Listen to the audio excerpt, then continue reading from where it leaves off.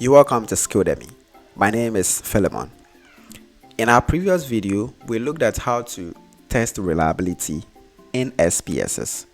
Today, we are going to look at how to improve or increase your Cronbach alpha value or your reliability value in case you run it and it is below the threshold of 0.7. If this is your first time, do not forget to like, share, and subscribe to our page for more educative content on data analytics. Alright, let's move into it. Before, we need to first perform the Cronbach alpha or the reliability test. In doing so, you have to come to analyze, scale, reliability. So we are using these 5 items to measure the determinants of employee productivity in an organization. So we are looking at job security, career, positive work environment, salary, and incentives. So we pick all of them, you put them here, then already we have alpha value selected. That's the model. You come to OK. Now when you look at the case summary over here, our sample size is 297. There are no missing values, so we leave this one. We are okay. When it comes to the reliability statistics, which is our main focus, you realize that we have a Cronbach alpha value of 0.668, and this is below the threshold of 0.7. The implication is that we would have to reject the whole data set because it does not meet the required threshold. But what if we can actually improve or increase this value? Now let's go back again to our analysis, reliability. Now come to statistics. So you click on the statistics, then you come here under descriptives. Just check this box, scale, if item deleted. When you are done, then you come continue, then you come OK. You realize that we still have our Cronbach alpha value of 0.668.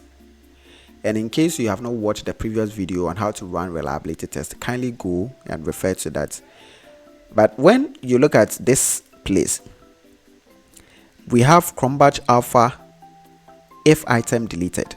So what this side specifically tells us is that any of the items that we are using to measure our underlying constructs, which is determinants of employee productivity, when we delete any of them in our data set, this is the Cronbach alpha value that we are going to get. So job security, when it is deleted, we are going to get 0.511. Career opportunity deleted, it is going to give us 0.452. When we delete work environment, we are going to get 0.483. When we delete salary increase, we are going to get 0.745.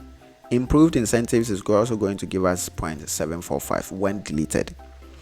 The implication is that we want to increase our Cronbach alpha value to be 0.7 or more.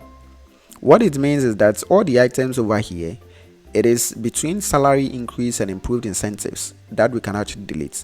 The implication also is that improved incentives or salary increase is not really a helpful item that can help us when we are measuring determinants. Implication is that we need to take one out.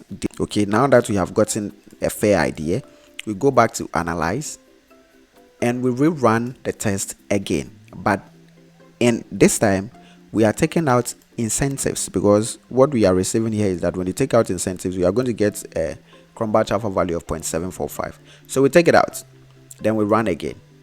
Ta-da! You realize that your alpha value here has increased to 0.745, and 0.745 is, it meets the required threshold of 0.7. That means that you can go ahead to run your analysis using the 4 items. So the implication is that there is one other item that we have deleted from this analysis, and it has to be deleted from the whole data set, which means is that that item does not help us to measure the underlying construct in the organization. So when it comes to your data set, we took out improved incentives.